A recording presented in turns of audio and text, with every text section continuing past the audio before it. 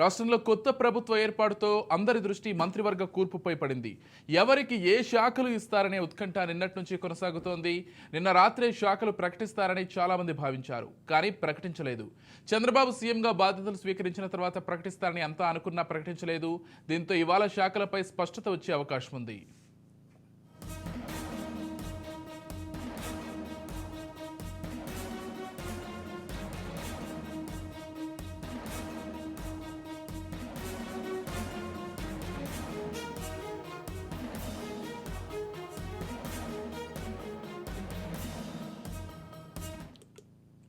రాష్ట్రంలో కొత్త ప్రభుత్వ ఏర్పాటుతో అందరి దృష్టి మంత్రివర్గ కూర్పుపై పడింది.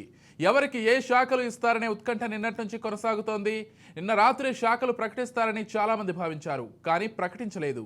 చంద్రబాబు సీఎంగా బాధ్యతలు స్వీకరించిన తర్వాత ప్రకటిస్తారని అంతా అనుకున్నా ప్రకటించలేదు. దీంతో ఇవాళ శాఖలపై స్పష్టత వచ్చే అవకాశం ఉంది.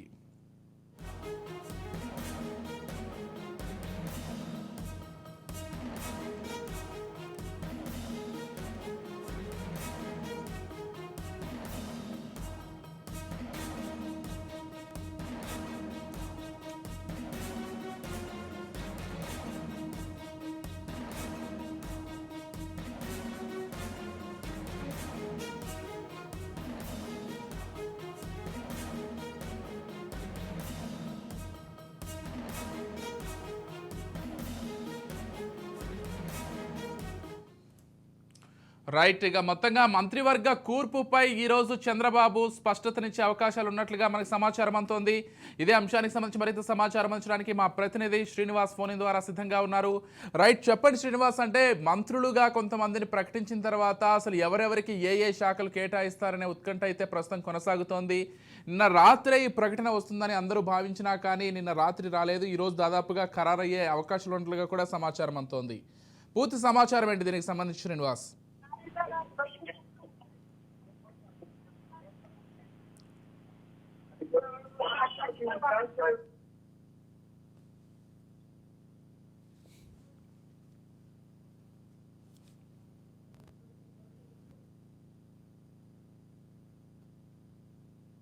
విస్తరణ ఈరోజు అంటే ఇప్పటి వరకు కూడా కేబినెట్ మంత్రుల ప్రమాణ స్వీకారం జరిగింది. అయితే వాళ్ళకి ఎవరికి ఏ శాఖలు అప్పచెప్పబోతున్నారు అనే దాని మీద కొంతవరకు ఉత్కంఠత నెలకొన్న పరిస్థితి కనిపిస్తుంది. ఇప్పటికే బయట ఉన్నటువంటి సమాచారం ప్రకారం, అంటే ఇప్పుడు ఉన్నటువంటి ఊహాగానాల ప్రకారం సీనియర్ కీలక బాధ్యతలు అప్పచెప్పబోతున్నారు. అదేవిధంగా కొత్తగా అసెంబ్లీలో అడిగిపెట్టినటువంటి వ్యక్తుల సామాజిక సమీకరణలో భాగంగా, అదే మహిళా ప్రాతిపదికన భాగంగా ఇలా ఎవరికైతే కొంతవరకు కొత్త వాళ్ళకి మాత్రం కొంతవరకు